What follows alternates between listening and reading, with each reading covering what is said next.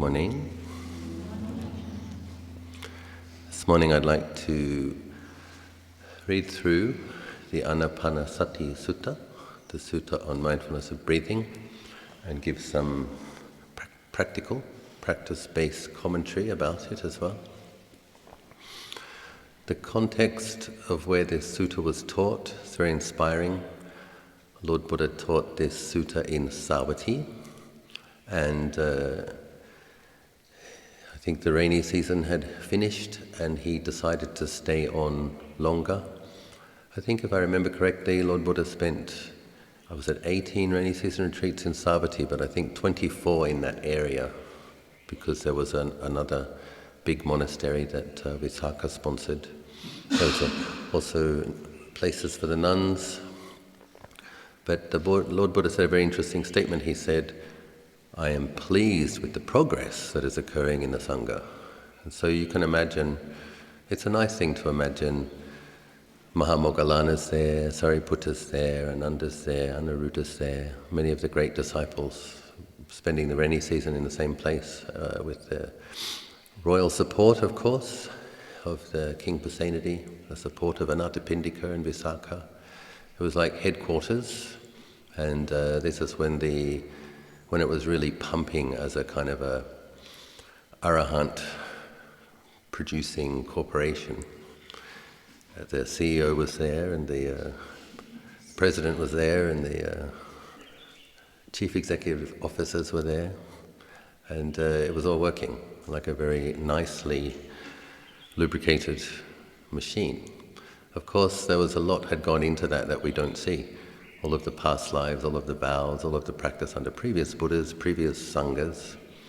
But it's a wonderful statement when Lord Buddha says, I am pleased with this progress, because people were literally attaining stream entry, Sakadagami, Anagami, Arahantship, literally left, right and centre.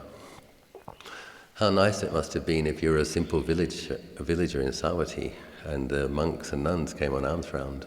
This one's an Arahant, this one's an Anagami, this one's And if you had a doubt, can you imagine if you had a doubt about your practice?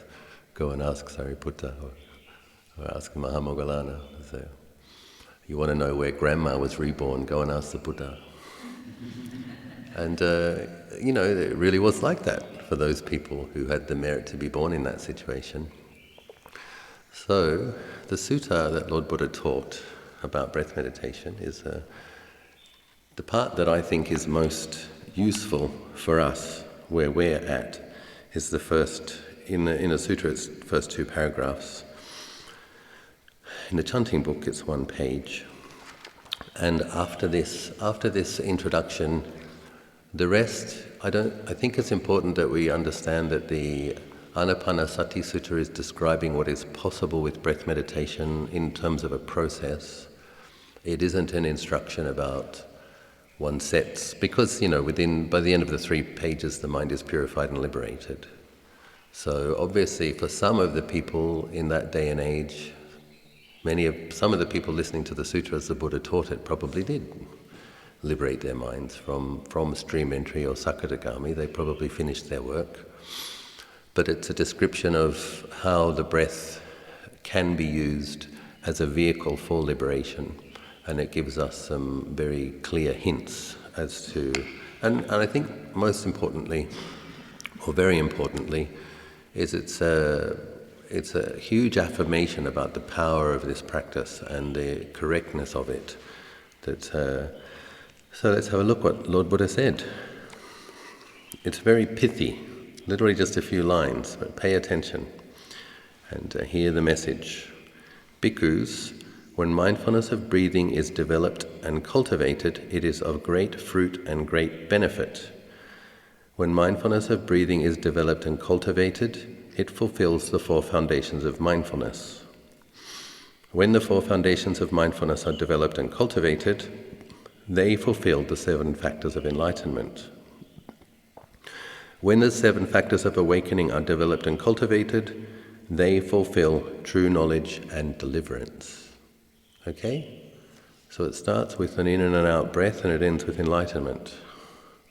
We need to pay attention.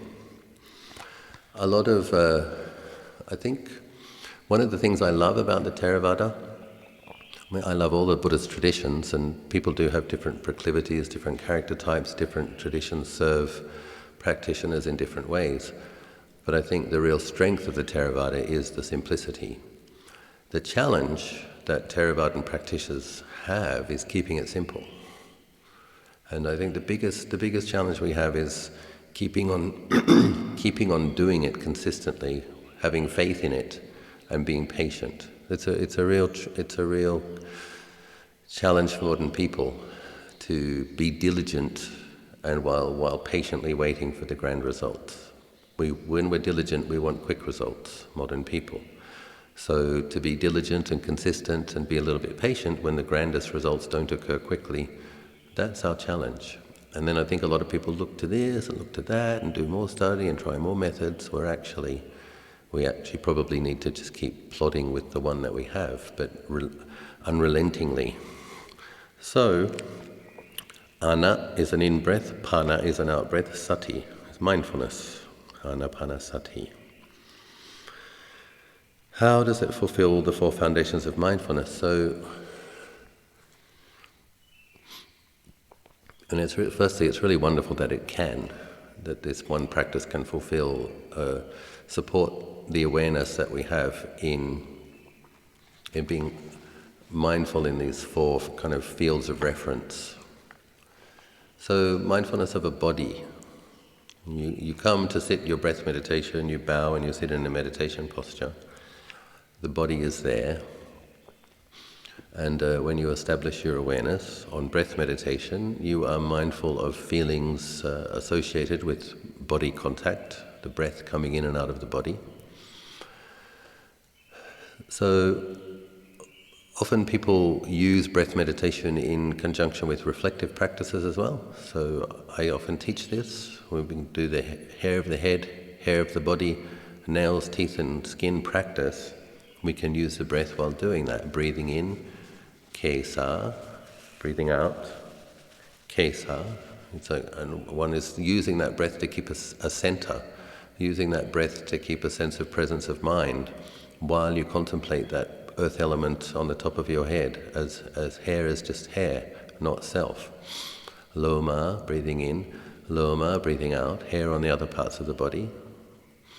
Naka, breathing in, naka, breathing out, nails, teeth and skin.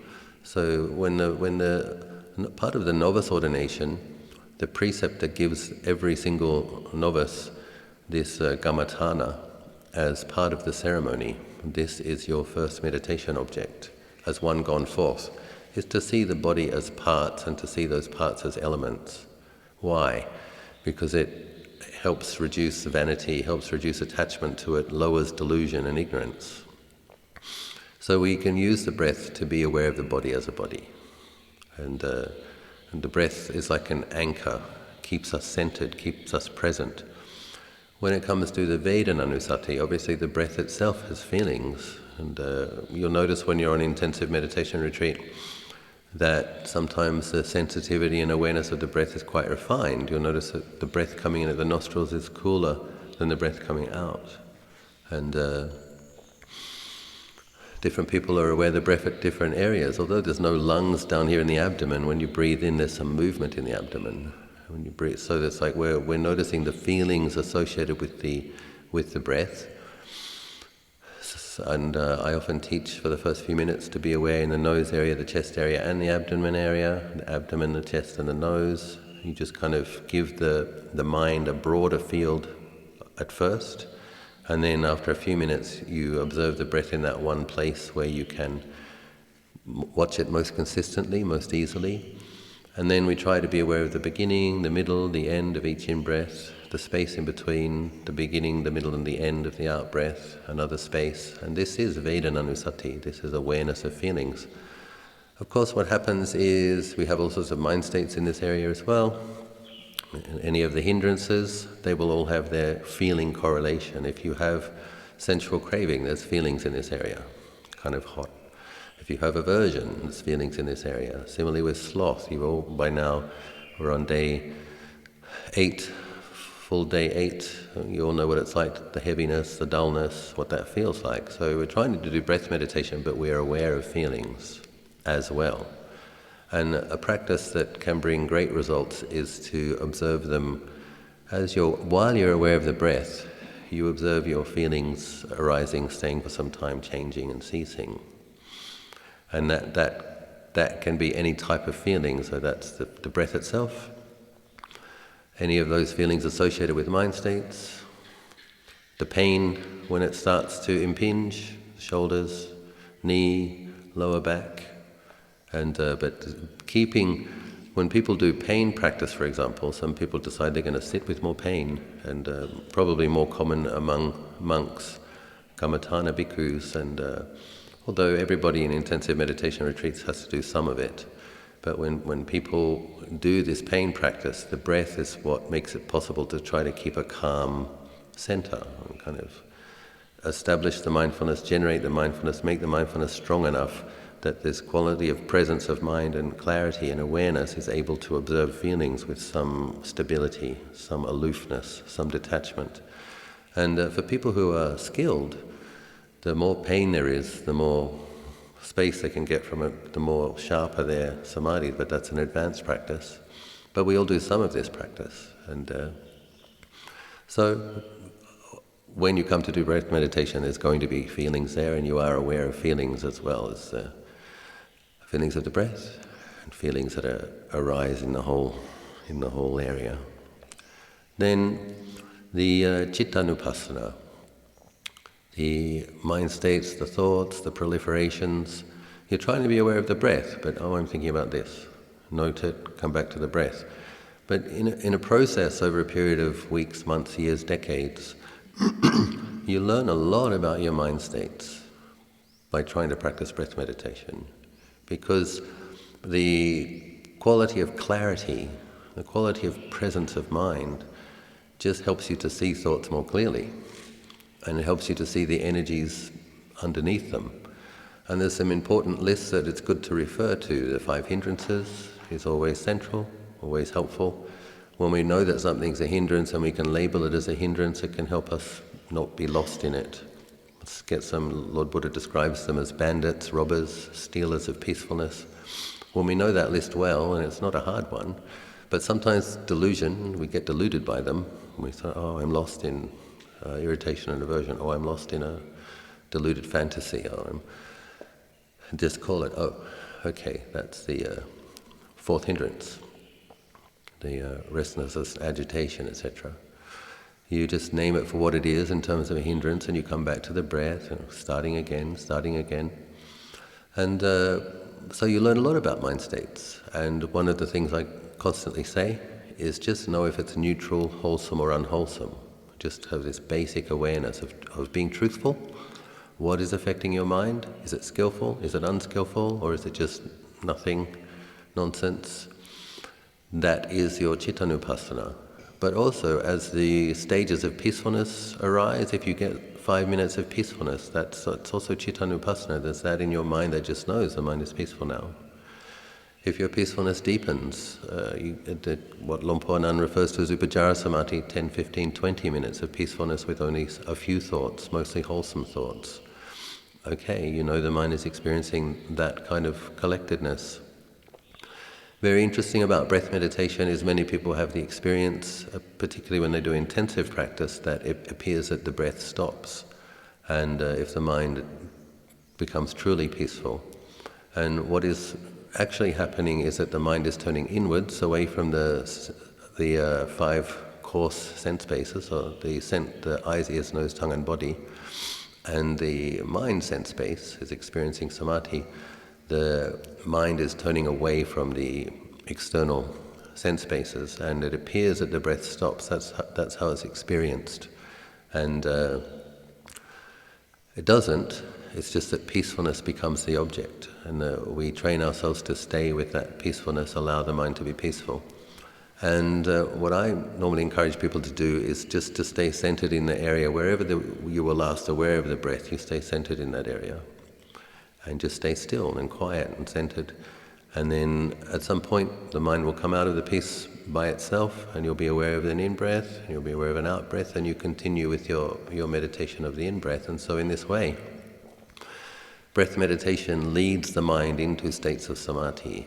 And it's really wonderful what you can learn by the quality of the breath and how it helps you to understand the mind state that you're experiencing. Because if you are agitated, the breath will be agitated.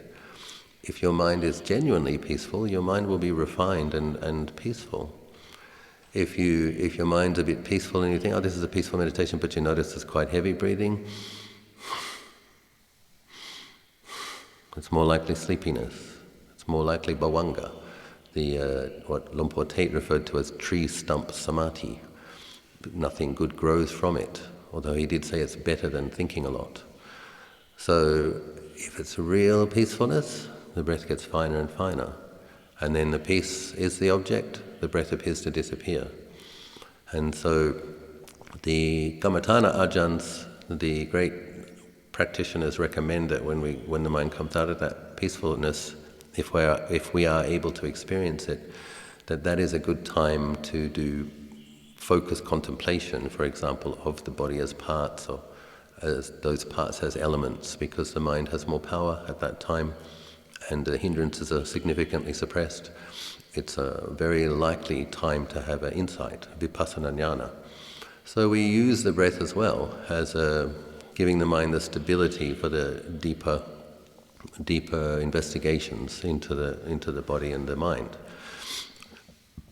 And so dhammas, knowing dhammas as dhammas, what I refer to as, I think when you know something's wholesome, you know something's neutral, you know something's unwholesome, it's kind of knowing, that's dhamma, wholesome, kusala dhamma, akusala dhamma. And when, we can pick up a theme of investigation, death reflection, metta bhavana, these are dhammas, right? It's like picking up a dhamma to cultivate. Excuse me. Seeing things, cultivating your anicca sanya, particularly noticing the cessation. This is something we can do with the breath meditation as a foundation. Just notice with our particular habitual mind states that cause us a lot of misery. With breath meditation as a foundation, notice when they're present, notice when they cease, and also really notice when they're not there. Okay, that one isn't there now. We will learn in doing that kind of practice of just the bare awareness with the sampajanya, the clear knowing. Okay, there's very frequently irritation and aversion, but right now the mind is content. Okay, irritation and aversion has arisen. Notice, give the interest to the breath, notice how long it lasts for. It ceases. It's like, and notice cessation. When we use the breath in this way, it's like the calm in the storm, the eye in the storm, and we have a place to rest, we have a place from which to observe the various things that impinge on consciousness, and we can do all sorts of wonderful practices with the breath as the foundation. And I think even with breath meditation itself, if a person's faculties are sharp enough, the insights into cessation with each in-breath and with each out-breath can lead to deep insight, probably liberating insight. You have examples in the suttas of bhikkhuni throwing some water over the ground, and as the water seeped into the dirt, she became enlightened. Just because she saw that there was water, it flowed for a period of time, it sunk into the thing, the water was gone. She became an arahant with that. So anything where there's a clear anicca sanya, as long as the faculties are strong enough, then we can have insight. With regards to 7 factors of enlightenment, mindfulness is the first one. So with the anapanasati, we're using the breath as a object to develop consistency in mindfulness. That's the wonderful thing about the breath, is that you're not going to have too long where there isn't one. If you're going to be noticing your meditation object. You've got an in-breath, you've got a space, you've got an out-breath. If you really take it as like your walking stick on your journey, you've got something to lean on. It's there. If it isn't there, if it appears not to be there, the mind's probably peaceful or asleep. But if the breath takes the mind into peace, that's wholesome, don't worry about it, very good thing. But we use it as the thing that sharpens our mindfulness, because mindfulness gets stronger with consistency. I've said several times, these days, 28, 29 years into my practice, if I wake up in the morning, I'm generally aware of the first in-breath. When I go to the bathroom, I'm aware of the feelings at the bottom of my feet. This is what happens, is if we, as Lord Buddha says, mindfulness is to be cultivated, made much of. If we do practice consistently and diligently over a period of years and decades, it becomes somewhat automatic. We have to keep facilitating that process, but it's not difficult to be aware of the body's, you know what you're doing with your body. You can, if I'm not talking, oftentimes if I'm listening to someone else, I'm aware of my in-breath and I'm aware of my out-breath. It's just like, that's how I've trained myself to stay centered. And everybody can get these results. If we practice breath meditation in the morning and the afternoon and the evening, that will be the result. Excuse me, I have to suck a lozenge for a few seconds before I start coughing.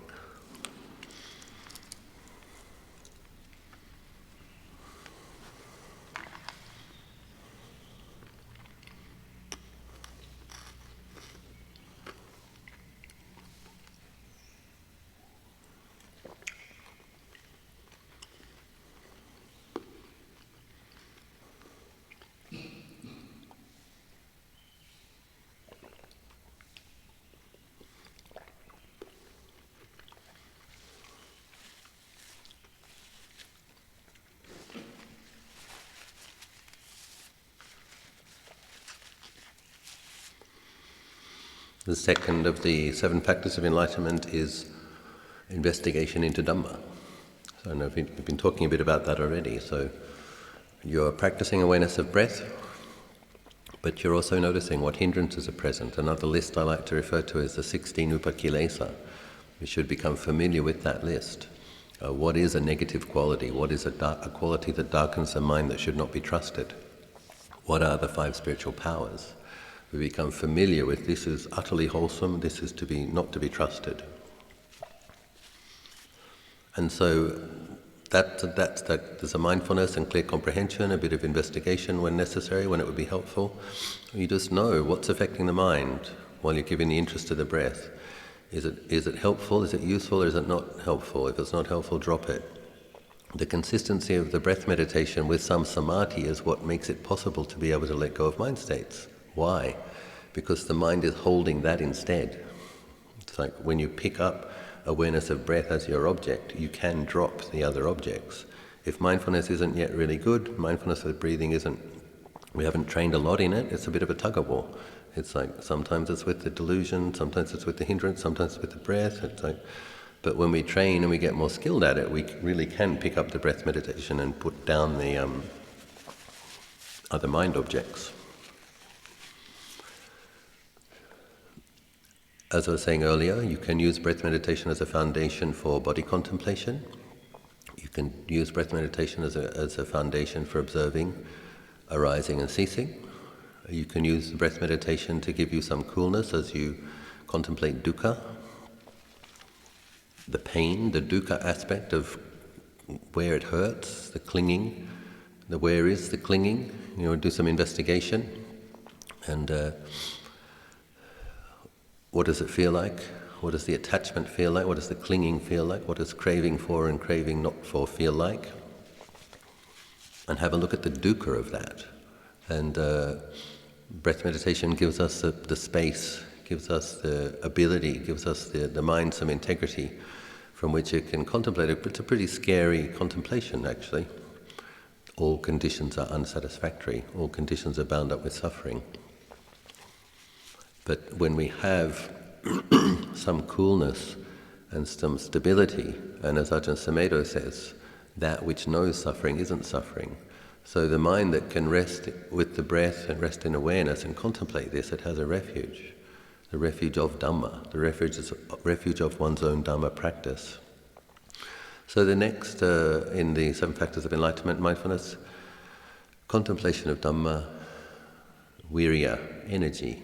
So we have to apply energy to the practice, and then what happens also is that the practice also energizes us. It energizes the mind. When you're not allowing the mind to flow out into the outflows, the bhava asava, the kama asava, the sensuality and the becoming, the ignorance, you're not feeding the ignorance, you're feeding clarity.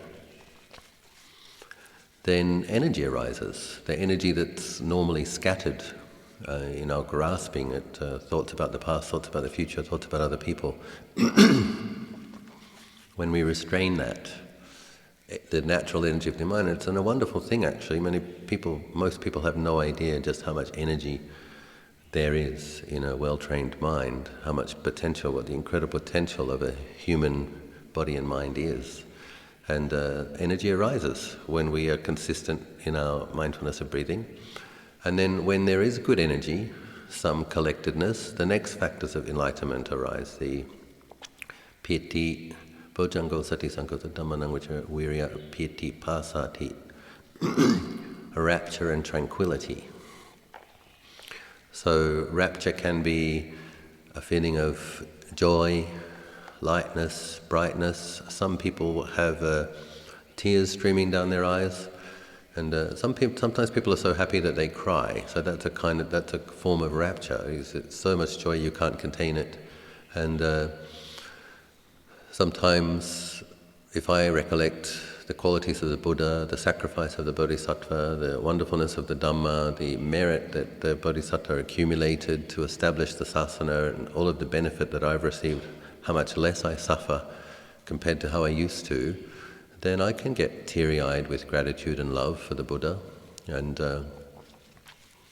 future Buddhas also. And that's Buddhanusati or Devanusati, various ways that we can give rise to piti, mental pleasure. The Pasadi, Ajahn describes the rapture as being like the waves on top of the ocean, and he says that in practice we should try not to get kind of too fascinated or too stuck. We should aim to go deeper, dive down deeper into tranquility, and in Thai they call that sangop yen, just a peaceful, cool, calm steadiness. But rapture can be, it's often a signpost, it's a way to incline the mind towards that. But so we can do our anusatis, we can do your Buddhanusati. Excuse me. When the cold air comes in, it goes down my throat, it makes me cough. Do you mind to close the door, please?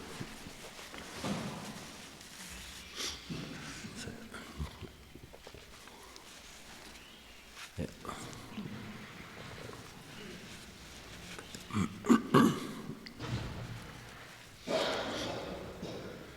Human situation, it's always something, isn't it? Thank you. That's just that one, I think, was the problem. So, rapture is like the waves, and some people get their hair standing on end. And then other experiences of rapture can be like the body floating. The body can feel like it's floating. The body can feel, the way we experience the body, it can feel like firm and steady like a mountain. That's a form of rapture. And the mind can feel as big as the sky. That's a form of rapture. And all of these things are good. They're good signs. They're wholesome. They're factors of enlightenment. And so breath meditation gives rise to these things when we do it consistently. But we keep giving the interest, the thing that's giving rise to those rapture is the consistency of the mindfulness with the breath. So we maintain the mindfulness with the breath. And then the rapture should go into a more steady, stable, cool, and the breath should get finer and finer. And then that's probably approaching more the real samadhi and upekkha, the last of the 7 factors of enlightenment. So when the breath becomes very refined, when there's hardly any thoughts, that's your upacara samadhi. When there's no thoughts and the mind is very peaceful, breath meditation led to a peaceful state, that's samadhi, appana samadhi. When you come out of your appana samadhi, that's when the mind will have a lot more equanimity. And equanimity in its pure form is the 4th jhana. It's a very not well understood quality. It's not indifference, it's not detachment, it's steadiness and equilibrium based in having samadhi and mindfulness, clear comprehension and wisdom. So it's very profound. And Lord Buddha says equanimity is the quality closest to nibbana, and nibbana being a wonderful, unshakable state of peace. But we have to also work to cultivate equanimity, so we don't just get fourth jhana one day. We have to practice trying to be equanimous. So when we do breath meditation, we get a lot of experience at that, trying to not let the mind fall into sensuality, craving for, craving not for, trying to pacify irritation when it has arisen, or lust and craving when it has arisen. We bring the mind to more equilibrium, and we use the breath to do that. As I've said many times, just keep inclining the mindfulness to know the feeling of the breath. Put down the other mind objects. And there's some equanimity in Kanika Samadhi, because the mind's not being swayed when it's a little bit peaceful. There's more equanimity in Upacara Samadhi, there's a lot of equanimity in Appana Samadhi, and there's pure equanimity in the fourth of the jhanas. So, breath meditation gives rise to, helps us to cultivate these 7 factors of enlightenment.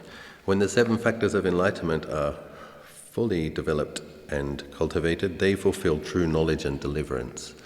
So in this process, what occurs, we begin to have smaller insights, the vipassana jnana, that will mean the mind will see very, very clearly anicca or dukkha or anatta. Probably most common is the anicca. It's the easier one to see, the arising and the ceasing, the arising and ceasing. One day in the course of practicing your breath meditation, when mindfulness is sharp and there's some stability, the mind will just really see anicca much more clearly. Sense of self will disappear, and Tanajanananda explains that when you see one, you see the other two immediately afterwards, and there's a letting go and there's an experience of emptiness. Awareness that knows the nature of emptiness, not emptiness of what? Emptiness of a self, emptiness of permanence. So, when we get those results and we keep practicing, normally samadhi develops a bit more. You get more insight, you get more samadhi. And when there's more insight, there's less grasping, there's less delusion. When there's less grasping and less delusion, the mind collects more easily. The mind collects more easily, and then we apply the mind to reflect with wisdom, the insights get deeper. At some point the practitioner will experience a sutta.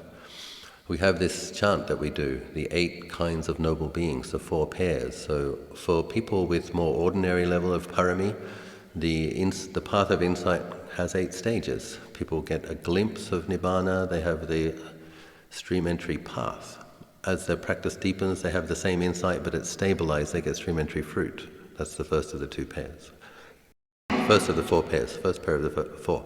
Then you've got Sakadagami path, Sakadagami fruit, Anagami path, Anagami fruit, Arahant path, Arahant fruit. And you can read Ajahn-Anand's book, Samadhi for Liberation. I think that book Buddho, and in some of those talks, he doesn't say it too directly because he doesn't want to be criticized, but it's kind of clear that he's explaining. If someone mentions this to you, it's kind of clear that he's explaining when he was abandoning certain fetters and when the mind was experiencing higher levels of liberation. For the people in the time of the Buddha, many of them, as I've said, had practiced under previous Buddhas. Many of them had vows that they wanted to be enlightened in the time of a Buddha. So when you get these people listening to one sermon and becoming arahants, they probably were established already, and they were just finishing off. And or they went through those very fast because their spiritual powers were very well developed. So breath meditation will help you develop your samadhi, help you develop your insight, be a good base from which to do your reflective meditations and your contemplations of Vedana and Dhammas and all sorts of wonderful things. But I will go through and read the remaining part, and just as I said earlier, this is more like a process.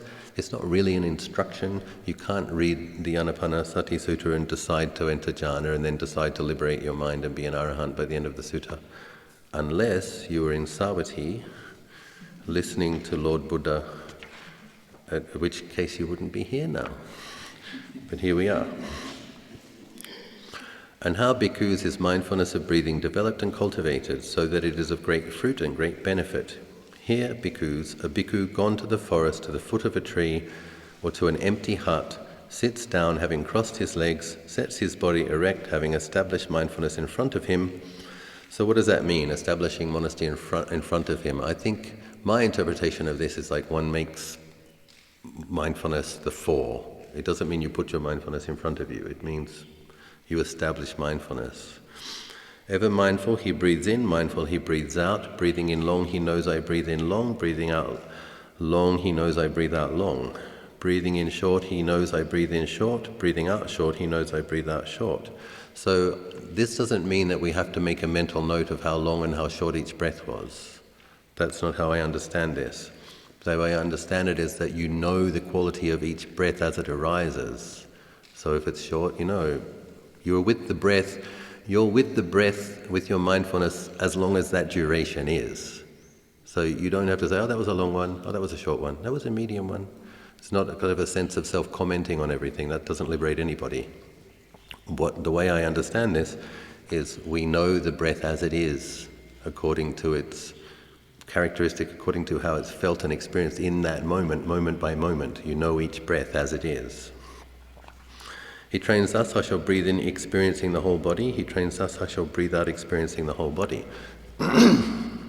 Different people explain this, interpret this differently. That some people interpret it as the whole body of breath, beginning, middle and end. The whole body of breath, beginning, middle and out of an out breath. He understands the whole body of breath, or the whole. Other people explain it as when the hindrances are, when the mind is somewhat pacified and cool, one can have awareness that is aware of the whole space of the body, but the center of the awareness is on the breath. So it's like there's different ways to understand it. He trains us, I shall breathe in, tranquilizing the bodily formations. He trains us, I shall breathe out, tranquilizing the bodily formations. So, you know, we all come, there might be some tension in the shoulders, there might be some, tiredness or busyness, restlessness. So you use your breath to calm. Just know, I often say it when I do the guided meditations. It's like breathing in deeply, waking up, breathing out the sleepiness, relaxing, consciously relaxing. Do you use the breath to relax the body? Sit not too straight, not too relaxed. You just use the breath to calm down and relax a bit. And I think, when someone's really skilled at breath meditation, there is a kind of you can actually flow kind of breath energy through the body and calm things down in a more subtle way as well. He trains this, I shall breathe in experiencing rapture. He trains us, I shall breathe out experiencing rapture. So that's what happens when we are mindful of the breath. Each in-breath and each out-breath. There isn't much wandering. Then rapture arises. He trains us, I shall breathe in experiencing pleasure. He trains us, I shall breathe out experiencing pleasure. So that's the mental pleasure. Sometimes it's a piti sukha, is the phrase they use in Thai. Rapture and pleasure, pleasant rapture. So it's just a pleasant mental feeling, a pleasant abiding when one's mindful of the breath, and really with the breath it's very pleasant. He trains us, I shall breathe in experiencing the mental formations. He trains us, I shall breathe out experiencing the mental formations. He trains us, I shall breathe in tranquilizing the mental formations. He trains us, I shall breathe out tranquilizing the mental formations. So what does that mean? The way I understand it, you come to do your breath meditation and you are mindful of whatever thoughts are going on. And you kind of breathe through them. And then you use the breath to turn away from, if it's unskillful. And just keep establishing the awareness on the breathing, and then the thought formations settle down by themselves. You don't feed them. So with breath meditation you tranquilize the thought formation, the mental formations. He trains thus, I shall breathe in experience the mind. He trains thus, I shall breathe out experiencing the mind. So, as I was saying earlier, when the breath brings the mind inward, settles, collects, and the mind gets not interested in the eyes, ears, nose, tongue, and body anymore, and then it's interested in I don't know how other people experience it, but for myself, when my mind begins to become peaceful, the experience of the breath at the heart is more like a sphere that expands and contracts. It's not in the beginning it's a nose, chest, abdomen, abdomen, chest, nose. As the breath gets a bit more subtle and a bit more peaceful, it's more of a expansion and contraction in that one area, and it's more of a mental feeling than a bodily-based feeling. If the breath gets finer and the mind becomes very peaceful, that's experiencing the mind. At least that's how I understand it, a peaceful mind. Not affected by the hindrances. He trains thus, I shall breathe in gladdening the mind. He trains thus, I shall breathe out gladdening the mind. He trains thus, I shall breathe in concentrating the mind. He trains thus, I shall breathe out concentrating the mind. So, similar, making the mind joyful, relaxed, at ease, collected. Then the next sentence, he trains thus, I shall breathe in liberating the mind. He trains thus, I shall breathe out liberating the mind. That could be liberating it from the 5 hindrances, because sometimes the attainment of samadhi is referred to that way. The mind is released for a period of time from the darkening qualities of the hindrances. He trains thus, I shall breathe in contemplating impermanence. He trains thus, I shall breathe out contemplating impermanence. He trains thus, I shall breathe in contemplating the fading away of passions. He trains thus, I shall breathe out contemplating the fading away of passions. He trains thus, I shall breathe in contemplating cessation. He trains thus, I shall breathe out contemplating cessation. He trains thus, I shall breathe in contemplating relinquishment. He trains thus, I shall breathe out contemplating relinquishment, because that is how mindfulness of breathing is developed and cultivated. So, as I was saying, for us, I think it's best understood as a process. He trains thus, I shall breathe out contemplating the fading away of passions. That's a process. That's like the more you do it for years and decades, you'll see that your passions and you're keeping your ethical precepts, your passions have faded. In the final stages, from when the person gets the deeper insight from Sotapanna to Sakatagami, from stream enterer to once returner, greed and hatred is significantly removed from the mind. So that really is a fading of passions. And then at the stage of anagami, greed and hatred is uprooted from the mind. So, and if you're using breath meditation as your foundation, you're going to notice that. You're going to, oh, it's gone now. Oh, it's much less. Oh, it's gone. It's wonderful, it's marvelous. No more passion. He breathes thus, he trains thus, I shall breathe out contemplating cessation. He trains thus, I shall breathe out contemplating relinquishment. Relinquishment of what? Relinquishment of self-view, relinquishment of greed, relinquishment of hatred, relinquishment of believing in rites and rituals that will liberate you, relinquishment of your doubts, because once you attain to an unshakable insight, you don't have doubt anymore.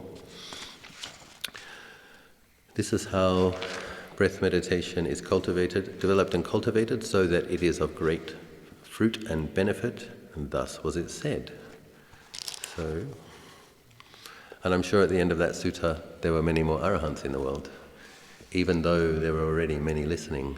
So, and it is nice to review that image, and that when you do your Sangha-nusati, your Buddha-nusati, just think of Lord Buddha in the environs of Savatthi, teaching people, and huge.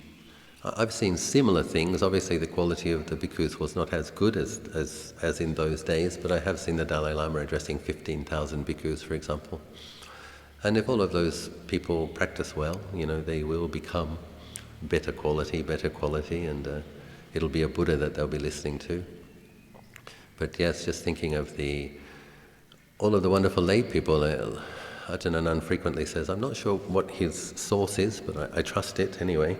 But he says by the end of the Buddha's life, 75% of the lay people in Rajgir were stream enterers. And it makes sense to me. It's like, not everybody has the particular, in Thai they call it vasana, not everybody's going to be a bhikkhu or a bhikkhuni. The different people have different karmic tendencies, habits. They may have obligations, and but it makes sense, doesn't it? You've got the Veluvana, where the 1,250 arahants spontaneously gathered. Lord Buddha taught the Avada Patimokkha, and I think on the first meeting of the Buddha, when King Bimbisara brought in his kind of chieftains, I can't remember exactly the number, but I think 80% of them became stream enterers at the first discussion with Lord Buddha. So you've got the village headmen, you've got the king, and you've got arahants in every little forest grove everywhere you look. So if someone did have some spiritual inclinations, they'd go and discuss their practice with these people, and they're getting very clear and direct. Must be nice kind of falling to sleep knowing that there's 1,000 arahants spreading metta to you from every direction. That'd be pretty nice too. And I think that kind of thing, that synergy, when you have that many noble beings in the environment, that's going to help pacify your hindrances and help you to grow. But the people who had that merit, obviously, they've paid respects to well-practiced noble beings in the past. And so everything that you people do, visiting Lumpur Nun, visiting myself, practicing, paying respects, doing our pujas, we're all building on that foundation. We're all increasing the likelihood to keep meeting the teachings and the Buddha, the Dhamma and the Sangha. So, I've talked for a while. I want to encourage you to have faith in breath meditation. Be confident in it, and be confident that it led millions of beings to their liberation. It helped millions of beings be mindful of the 4 foundations of mindfulness. It helped millions of beings cultivate the 7 factors of enlightenment, and in doing so, their minds were purified and liberated. And that means us too. If we keep to the program, stick to the program, be consistent, be diligent, your factors of enlightenment will grow. You will be delivered. I wish you every success.